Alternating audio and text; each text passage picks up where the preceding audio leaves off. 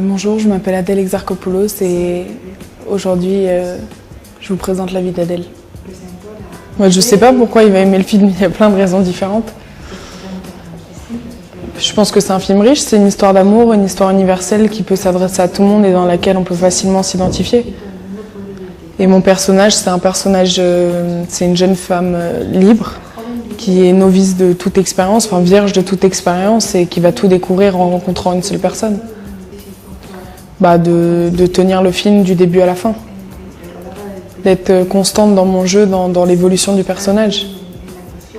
D'être juste, de le comprendre, de lui rendre justice au mieux que je pouvais.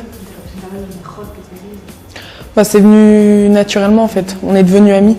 Donc on s'est fait confiance très vite, on a partagé des choses très fortes. C'était comme ma grande sœur, donc on avait confiance. Et c'est vrai que quand tu fais des scènes où tu es nu avec quelqu'un et que tu rencontres les gens comme ça aide à éviter toutes les conventions pas stupides, mais polies que tu as au début avec quelqu'un. Donc ça a été très fort dès le début. Oui, mais ça, c'est pas parce que c'est un homme que ça devient tout de suite bizarre. Faut casser ce cliché débile. C'est un directeur, c'est un réalisateur, c'est un homme. Et dans tous ses films, il rend justice aux femmes mieux que personne. C'est comme Marivaux qui a écrit La vie de Marianne.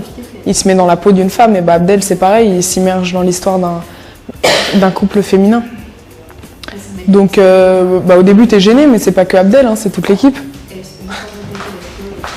Puis après t'apprends à effacer ta pudeur et à prendre le nu comme un déguisement. Les scènes au lycée, la rencontre, la séduction.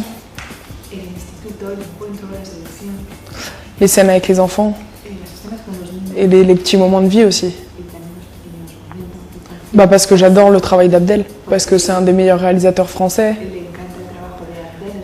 Parce que pour une actrice, c'est un rôle merveilleux, c'est une chance.